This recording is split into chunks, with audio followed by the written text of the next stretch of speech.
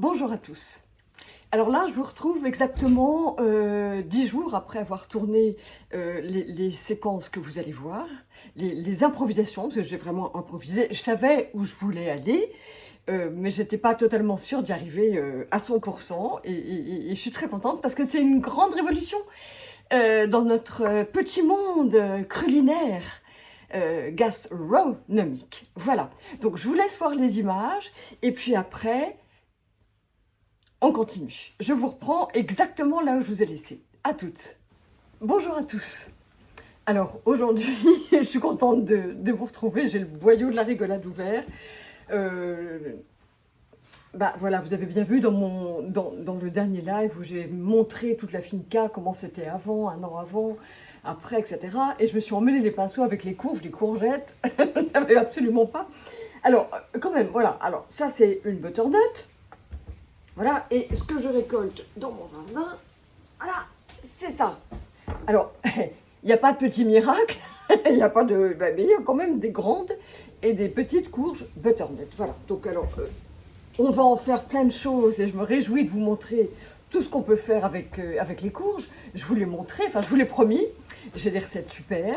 Et là par contre, j'ai recommencé ce matin, ça, eh bien écoutez, alors ça c'est une courgette que j'ai achetée à Tenerife, hein, donc ça elle ne vient pas de mon jardin. Celle-là, elle vient de mon jardin, elle fait plus d'1 kilo, elle a l'air très ferme. Est-ce que c'est une courge? Est-ce que c'est une courgette? Eh bien nous allons le voir tous ensemble. On va les éplucher et puis nous allons les mettre quand même à lacto-fermenter. Donc on les épluche rapidement. Ça, vous savez comment détailler des tagliatelles. Avec une courge comme ça, c'est vachement intéressant de détailler comme ceci des tagliatelles. Vous voyez avec la peau, sûrement vous ne le faites pas avec la peau, en tournant bien, mais ça je le montre dans les formations. Mais c'est très rapide, ça vaut vraiment le coup de ne pas utiliser des pâtes de blé et d'utiliser des bonnes courgettes tant que c'est encore la saison. Voilà, ouais, ça vous fera des tagliatelles comme ça, exactement pareil que ça, et ça c'est top. Je les mets dans le compost. On va lacto-fermenter celles-ci détaillées comme des lasagnes. Et ce qui est intéressant, alors je vais vous dire un truc, si ce sont des courgettes, elles sont extrêmement fermes. Et pour leur taille et leur grandeur et leur grosseur, elles sont très lourdes. C'est pourquoi je pense que ce sont des courges. On se demande qui est la plus courge dans cette histoire, ne serait-ce pas moi. Maintenant, nous allons les détailler, donc de la taille des lasagnes. Voilà, donc on les met comme ça. Donc voilà, j'ai pas retrouvé mes gants de protection dans le déménagement. J'ai retrouvé que celui-là qui est extrêmement grand. Mais voilà, c'est pas grave. Alors, quand on les destine comme ça à une lactofermentation, on les met à, là j'ai réglé à 2 mm, on les fait un petit peu plus épaisses en sachant qu'elles vont vraiment se ramollir à la lactofermentation. Voilà, donc ça, pour moi, ce ne sont pas des courgettes, hein. Ce sont des courges, mais des courges jeunes. Et les courges jeunes, eh bien c'est aussi assez intéressant pour la lactofermentation, j'entends. Je les mets là simplement pour ne pas, vous voyez bien, pour ne pas les casser, parce que là, à ce stade-là, elles sont très cassantes. Mais c'est beau, hein. Donc bien sûr 2 mm qu'elles soient épaisses. Si elles ne sont pas épaisses, vous allez faire de la charpie. Et voilà. Comme c'est une recette que j'improvise avec vous, eh bien, je vais déjà voir comment elles réagissent à la lactofermentation. Et puis, je la publierai si jamais c'est bien. Mais ce que j'aime bien, c'est faire comme du direct avec vous, parce que... ben voilà, je ne suis pas toute seule dans ma cuisine. Non, c'est pas ça, c'est que c'est plus joyeux, c'est que c'est joyeux pour moi. Voilà, c'est que c'est joyeux. Là, ce que nous allons faire, nous n'allons pas les mettre dans la saumure parce qu'elles sont très aqueuses. Elles contiennent déjà beaucoup d'eau, toutes ces courgettes. Donc, on va les mettre là sur le côté et puis on va simplement les saler. Et c'est ainsi qu'elles vont réagir. Et oh, si, on va les saler et puis après... on pourra les enrouler, mais si on va pouvoir les enrouler comme ça dans notre bol de lactofermentation. Voilà, est-ce que vous voyez bien? Mais oui, vous voyez bien. Voilà. Là, on va les saler. Alors, du sel fin, bien sûr, du sel normal, du sel fin, du sel gris. Voilà, donc là, on met du sel, et puis on va les mettre comme ça. Bon, on va les faire en lasagne, là c'est le cas de le dire, pour qu'elles soient toutes bien imprégnées de sel. Voilà, enfin imprégnées. Le sel, il travaille naturellement, hein. Vous pouvez les masser un petit peu comme ça, mais il ne faut pas que ça prenne non plus trop de temps. Donc, il faut toujours se débrouiller en cuisine pour aller quand même assez rapidement, hein. Voilà. Est-ce que je vous fais un gros plan sur mes... Voilà, voilà. On en met pas mal, hein, du sel. On est dans une lactofermentation, hein. Donc, je vous rappelle que c'est le sel qui va acidifier. Et quand le niveau d'acide sera atteint, eh bien, la préparation se stabilisera. Et nous aurons, par le degré d'acidité, les bactéries indésirables ne pourront pas se développer. C'est ça le principe de la lactofermentation, et c'est ce qui est vraiment très intéressant parce que ça va favoriser le déploiement des bons probiotiques, des bonnes bactéries, et puis ça va complètement invalider les autres. Voilà, c'est ça le secret de la lactofermentation. Voilà, alors, mais là j'ai fait un numéro spécial, hein, sur la lactofermentation au cours duquel j'ai répondu à toutes vos questions. Donc voilà, parce qu'il n'est pas question que ça ne marche pas chez vous et que vous vous heurtiez à des problèmes, mais ça, nous les avons tous réglés. Là, il s'agit d'un protocole un petit peu différent puisqu'on ne l'a jamais véritablement fait avant. Voilà. Alors là, maintenant qu'elles sont bien toutes... voilà, elles vont rendre leur jus, eh bien, à l'intérieur de notre bocal, en fait. Et là, on va les rouler simplement dans un souci, parce qu'elles ne sont pas cassantes, on va les rouler dans un souci de conservation.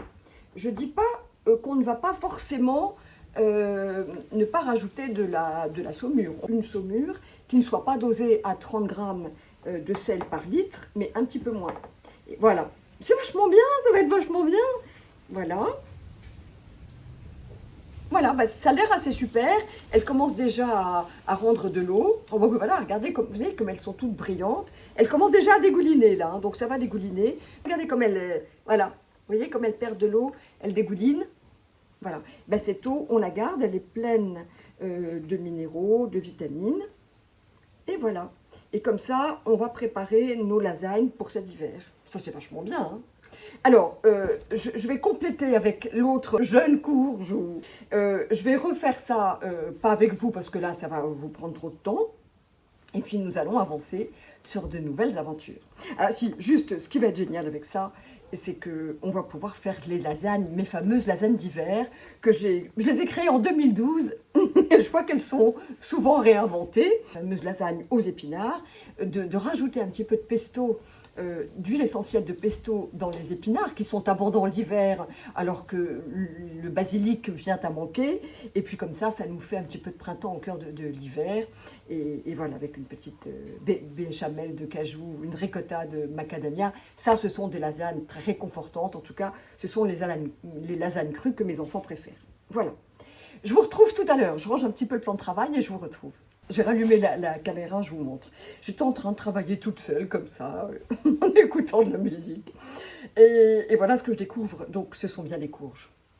Ce sont bien des courges, parce que là, on a véritablement à l'intérieur, voilà, c'est vraiment important que vous voyez, parce que là, on a la réponse. C'est bien dans une butternut, c'est bien à l'intérieur que nous avons la réserve de graines. Et puis après, il y a comme une forme de bouteille. Voilà, donc là, ça veut dire que ce sont bien des courges. Ce sont des jeunes courges, et je pense que c'est super génial. Sincèrement, l'idée m'est venue, hein, je ne l'ai pas anticipée, mais c'est vraiment bien de faire justement, d'avoir des conserves de lasagne, enfin de faire des lactofermentations pour faire en vue de faire des lasagnes avec des courges. Donc je continue mon petit travail. S'il y a vraiment quelque chose d'important, je rallume la caméra, c'est clair. À tout à l'heure. Voilà, alors là, je suis ressortie pour vous faire un plan du jardin. Je vous montre comme c'est joli, au passage. Et puis là, j'ai une espèce de véritable forêt de courges, je dirais. Regardez, voilà, ça s'étend, je dirais, à perte de vue. Il y en a plein, voilà, des courges. Alors maintenant, faire le tri entre des courgettes, des vieilles courges, non, des jeunes courges ou des vieilles courgettes, voilà, ça, on va dire que c'est une énorme butternut qui va devenir orange, voilà. Et là, celle qui nous intéresse, je suis ressortie pour vous les montrer, pour aller en cueillir d'autres surtout. Et là, j'en ai repéré une. Alors, forcément, ça c'est une courge, ça aussi. Elle a un petit peu forme de bouteille. Celle-là, elle va nous intéresser. Je la prends en vert clair, voilà, parce qu'elle n'a pas encore durci sa peau. Celle-là, elle va nous intéresser pour faire ce que nous venons de commencer, ce que j'ai improvisé avec vous, c'est-à-dire des lactofermentations de lasagne. Voilà. Voilà, donc je reviens du jardin avec cette courge qu'on a cueillie ensemble. Je la traite et puis je reviens vers vous après. Alors c'est reparti pour nos improvisations en cuisine de septembre. Alors, fort de cette expérience avec cette jeune courge, là on voit vraiment que ça recouvre. Surtout pas mettre les courgettes dans la saumure, les frotter au sel et elles s'imbibent, elles vont dégorger. Donc là elles dégorgent encore. Nous allons décider ensemble tout à l'heure si nous rajoutons ou pas du liquide. Voilà. Et forte de cette expérience, eh bien, je vais tenter avec vous celle avec la courge. Elle est là, je vais la chercher. Voilà. Une butternut. Avec cette butternut, on va le tenter. Alors pourquoi je le tente en impro avec vous? Eh bien parce que je ne vais pas le faire une fois toute seule et une fois devant vous. Je le fais directement devant vous. Et puis si jamais ça ne marche pas, vous ne verrez jamais cette vidéo. Et si ça marche, eh bien c'est peut-être que ça a marché. Vous êtes en train de la voir. Voilà. Alors là, oups, du coup, je la taille ici. Je vous montrerai tout ce qu'on peut faire avec les courges aussi, surtout quand on en a une énorme comme ça, qui peut se garder très longtemps, qui peut se garder l'hiver. Hein. Si elle n'est pas abîmée, si elle n'est pas écorchée, elle n'a aucune raison de ne pas se conserver. Mais par contre, à partir du moment où on a commencé à taper dedans, à la consommer, là, il faut avoir un paquet de recettes. On a toujours recours à la lactofermentation, mais il faut avoir un paquet de recettes pour les utiliser toutes ou être nombreux. Voilà. La largeur de nos lasagnes, c'est à peu près ça. Alors là, ça c'est de la courge, je peux vous dire. C'est dense, c'est très très dense.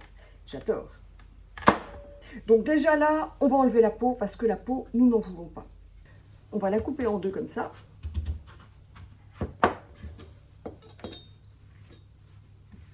Et puis on va se faire des tranches qui seront évidemment de plus en plus petites, mais qui sont parfaites de la taille qu'on veut, de la largeur qu'on veut. Voilà. Alors, si vous me demandez la mandoline, moi, celle que je trouve la plus pratique, c'est une Kyocera. Kyocera, c'est une mandoline japonaise avec une lame en céramique. Voilà, vous la trouvez sur des sites internet, vous la trouvez, je sais pas, là, vous vous débrouillez. Et puis, bien sûr, elle est bien parce qu'il faut avoir un petit bol pareil, il faut avoir un bol à l'intérieur. Comme ça, on peut la caler. Et si elle n'est pas calée, c'est pas très pratique. Voilà. Et puis, même en restauration, hein, c'est comme ça, c'est ça qu'on utilise. Voilà. Il n'y a pas d'appareil plus sophistiqué que ça. Voilà. Et là, c'est super. On va pouvoir quand même avoir des lasagnes vachement bien.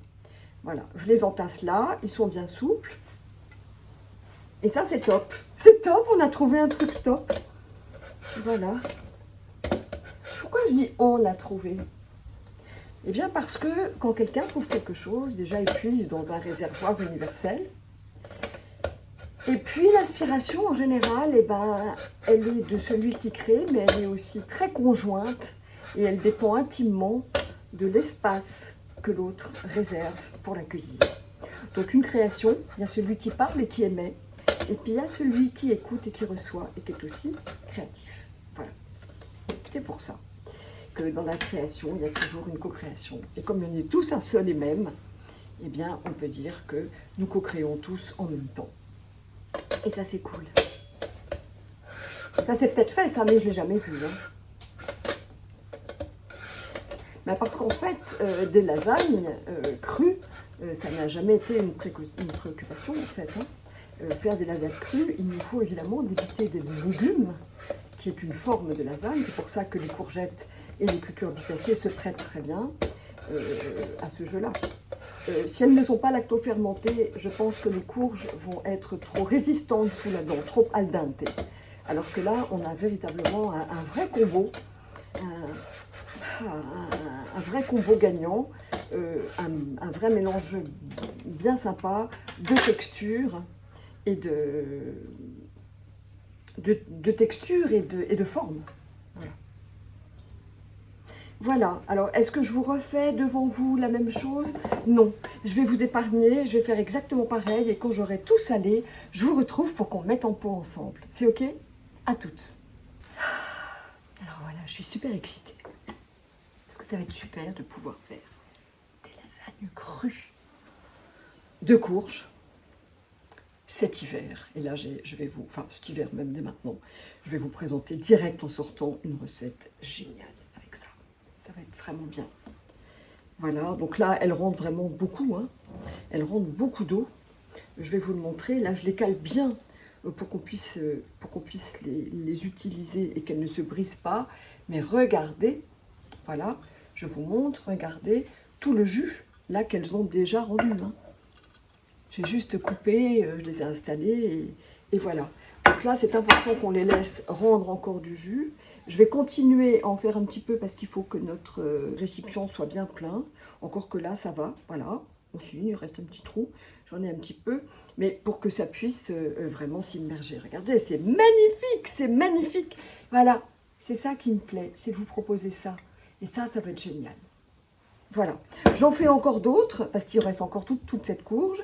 Et puis, il va falloir attendre un petit peu, voir comment elles se tiennent, comment elles vieillissent, comment elles travaillent, les petites mères, dans la lactofermentation et comment tout ça va vivre et comment nous allons pouvoir les transformer en recettes délicieuses. À plus. Alors, le résultat des courses avec nos jeunes courges, je ne vais pas tromper. Une butternut mature puisqu'elle est arrivée à sa teinte orangée. Voilà. Et puis celle-ci, eh bien, c'est qu'il y a vraiment beaucoup de liquide. Hein. Regardez, je vous le montre. Là, il y a du liquide, hein, je vous le fais bouger, vous le voyez. Donc, on va quand même rajouter, parce qu'il faut que nos légumes soient absolument immergés. Donc, je vais rajouter un petit mélange d'eau de mer, mais pas que de l'eau de mer. Voilà. Et un petit peu d'eau aussi, parce qu'on avait déjà mis beaucoup de sel. Donc, il ne nous faut pas tout à fait une saumure. Voilà. Et là, on n'a pas besoin de poids, puisque nos tranches sont calées dans le bocal et n'ont pas du tout tendance à remonter. Hein, voilà. On immerge plutôt plus que pas assez. Il faut plutôt trop que pas assez, parce que là, il ne faut absolument pas que nos légumes affleurent. Hein. Voilà. Donc là, c'est parfait. On va les laisser travailler. Quand elles auront travaillé, avec ça, je vous propose une super recette. Yes! Nos jeunes courges, voilà, pareil, voilà, tout ça, c'est de l'eau qu'elles ont fournie. Hein. Vous voyez, je vous le montre bien là. Tout ça, c'est de l'eau qu'elles ont fournie, donc ça arrive à ce niveau-là. Donc là, ce qu'on va faire, pareil, c'est rajouter, là j'avais mis, non, un tout petit peu d'eau de mer, mais là je mets surtout de l'eau pour ne pas risquer que ce soit trop salé. Voilà. Et là, elles n'affleurent pas à la surface, hein. On est bien d'accord, elles ne remontent pas à la surface. Bon, sinon, je mettrais mon fameux petit... voilà, c'est ce que j'ai découpé, hein, je vous ai montré. Et comme ça, on est sûr que nos légumes soient bien immergés et qu'aucune petite parcelle bulle d'air ne va pouvoir les faire pourrir. Voilà. On va attendre encore un petit peu, voir comment elles se comportent, si elles vont être souples, comment elles vont se comporter, si elles vont pouvoir se laisser travailler en lasagne. Voilà nos deux trésors de la journée. Et puis, rendez-vous très vite. Alors voilà, ça a marché, nous allons pouvoir faire des lasagnes tout l'hiver. Parce que ce qui nous manquait, à défaut de courgettes qui ne sont là quand on était, ça continue un petit peu à travailler, eh bien ce qui nous manquait, c'était de quoi faire des lasagnes. Et de quoi faire des lasagnes, et c'est vrai qu'avec les courgettes, il n'y a pas de courgettes l'hiver, et que avec les courges qui sont parfaites et qui poussent abondamment tout l'hiver et qui se conservent tout l'hiver, l'automne et même en attendant les courgettes tendres, eh bien nous les avons lactofermentées et ça fonctionne parfaitement. Alors là, j'ai mes deux pots là que je n'ouvre pas, hein, puisque vous savez qu'on les ouvre qu'au moment de les manger. Enfin bon, si. Et puis là, j'en avais fait un petit expérimentation avec les deux, avec les restes et tout, parce que j'en ai fait quelques pots, j'ai des courges énormes, vous avez vu. Et là, eh bien, vous pouvez le faire aussi bien avec les butternuts qu'avec les courgettes. Alors, je vous montre là, je vais la déchirer pour vous montrer exactement ce que ça fait. Voilà. C'est que c'est facile à déchirer. C'est ça que je voulais vous montrer. C'est que c'est facile à déchirer et que c'est assez tendre. Et le problème des lactofermentations, c'est que ça attendrit trop, c'est que ça devient mou pour tout ce qui est cucurbitacé. Et bien là, ce n'est plus un problème pour nous puisque nous voulons faire des lasagnes crues. Alors voilà, accrues. Sans utiliser des pâtes de farine et de blé. Et je vous assure que ces pâtes-là, ces lasagnes-là, démodent avec brio leur cousine de farine. Voilà. Alors voilà, là aussi on en a, c'est parfait. Alors ça, ce sont les les courges qui étaient très jeunes. Donc là, je les mets au fond. Ah, je vais mettre un tout petit peu avant du fromage frais. Toutes mes formations regorgent de fromages différents. Et là, attendez, voilà, pour que vous voyez bien, eh bien, vous tapissez le fond de votre moule. Ça, c'est les moules avec lesquels j'ai tourné les premières stop motion, les premières vidéos animées. Ben, c'était fin 2012, début 2013, pour montrer comment on faisait les lasagnes d'hiver. Et les lasagnes aussi, voilà. Donc là, ce qui est génial, c'est que nous allons recouvrir nos lasagnes, nous allons les recouvrir avec des préparations comme, alors vous pouvez très bien faire pour mes lasagnes d'hiver, enfin pour ce qui va être vos lasagnes d'hiver, faire une préparation à base d'épinards, soit vous les froissez, vous les tombez au sel à la main comme je l'ai montré, soit vous les mettez carrément, moi je mets dans un petit robot comme ça. J'ai rajouté des feuilles de basilic, ça c'est, je vous le fais pour vous montrer à quel point c'est rapide. Que si vous ne l'avez pas en direct sous vos yeux, devant vos yeux, vous ne pouvez pas voir exactement à quel point c'est rapide. Une petite pincée de sel, parce qu'on les aime les manger salés. Les lactofermentations, si vous avez fait 1 gramme de sel pour 100 grammes de poids, normalement, elles ne sont pas trop salées. Voilà. Moi, je n'ai pas d'épinards, donc j'ai mis des tétragones. Donc, on va, voilà. Et là, on mixe. C'est tout simple. Il suffit de mixer.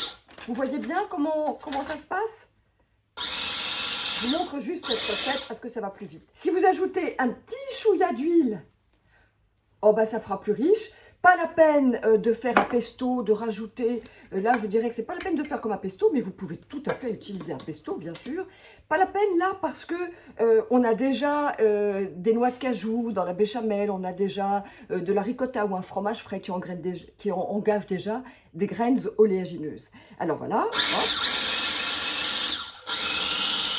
Voilà, on ramène bien ce que les lames ont projeté sur les parois, on ramène bien au centre, voilà. Ça c'est bien. Et si jamais vous n'avez pas de basilic, eh bien, et c'était le principe de mes lasagnes d'hiver aux épinards quand je les ai créées, c'était de mettre du basilic, de l'huile essentielle de basilic, puisqu'on a des épinards d'hiver, on a aussi de l'huile essentielle de basilic pour mettre un peu de printemps au cœur de l'hiver. C'est reparti. Voilà. Et là, c'est pas plus long que ça. Voilà. Et là, nous avons... Oh, ils sont tellement bons déjà. Entre l'huile d'olive, le basilic, les épinards, c'est trop chouette. Voilà. Et cette petite préparation, eh ben, on la met... Vous voyez bien, là, je ferai un gros plan. Là, je vous l'ai fait en petit exemplaire.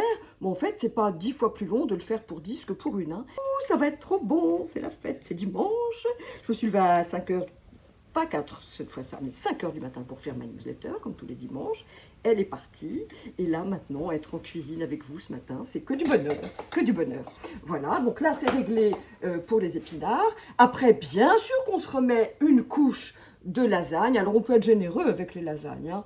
Alors, on peut les faire avec les courges ou avec les courges jeunes qui sont plus blanches. Après, quand elles maturent, elles deviennent un petit peu orangées. Là, on va se mettre un petit peu de fromage frais. C'est ce qui va faire que ça va être très gourmand. Voilà. Ça, c'est vraiment gourmand. Hein. Ça, c'est rassasiant. Ça, ce sont des recettes crues. Nous sommes d'accord qui n'ont rien à voir avec des salades. Et on remet encore une couche de lasagne.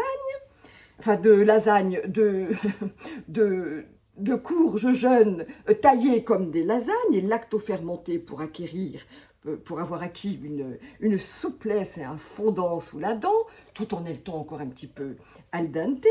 Voilà, ben là j'en mets double couche, hein. On n'est pas forcé, mais enfin, c'est tellement bon. Voilà. Voilà, voilà. Et puis là, on peut remettre encore une couche d'épinards. Et puis, on peut remettre nos petites tomates qu'on a lactofermentées. On les a lactofermentées ensemble. Je vous renvoie à tous les épisodes dans lesquels j'ai montré tout ça. On a aussi des petites tomates que nous avions déshydratées, que nous avions conservées dans l'huile. Là, vraiment, vous avez plein d'outils, plein de modules à votre Lego pour construire vos propres lasagnes, hein, bien sûr. Et puis là, si on ne termine pas par une petite béchamel de cajou, eh bien, ce ne sont pas des lasagnes. Alors, nous sommes d'accord, jamais des lasagnes avec des courgettes raides, roides. Ça s'appelle des salades, ça s'appelle pas des lasagnes. Voilà.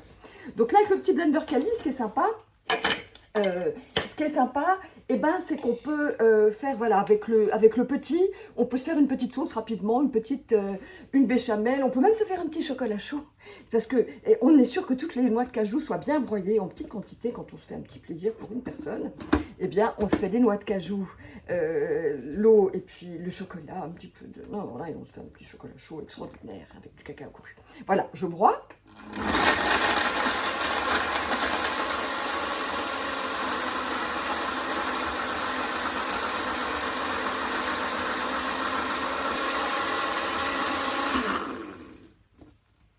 Alors voilà, donc là c'est super rapidement fait, on est sûr que ce soit bien broyé, parce que ça, une béchamel, il faut que ce soit intimement bien broyé. Je me rappelle quand j'étais au... Oh mais l'odeur, mais c'est dingue, c'est fou. La douceur lactée des noix de cajou, avec, et là c'est vraiment la noix de muscade et le poivre noir qui font toute l'émotion de cette béchamel. Quand j'étais aux États-Unis, ben c'était en 2012, je leur ai appris à faire une béchamel parce qu'alors là, ils mettaient plein d'ingrédients pour faire une sauce, machin, de la poudre d'oignon, de la poudre de ceci, de la machin de cela, alors qu'il suffisait de mettre de la noix de muscade, du poivre, des noix de cajou et de l'eau. Et c'est tout. Et c'est vraiment tout. Et bien pour terminer en beauté avec sa lasagne, je vous montre un petit extrait de stop motion. Ce sont des vidéos d'animation qui font partie du matériel pédagogique de mes formations en ligne pour que vous voyez bien comment se construisent des lasagnes.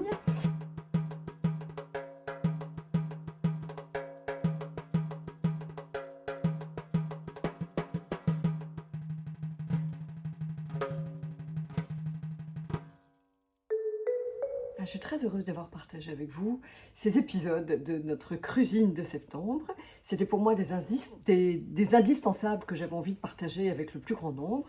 Et puis, si vous voulez me retrouver de façon plus privilégiée, eh bien, je vous invite à me rejoindre dans les formations en ligne. Là, dans ce cadre, vous savez que je réponds en open bar à toutes vos questions, individuellement et personnellement. Voilà. Je vous souhaite un bon automne et un bon hiver avec des lactofermentations. Yes, à tout le temps.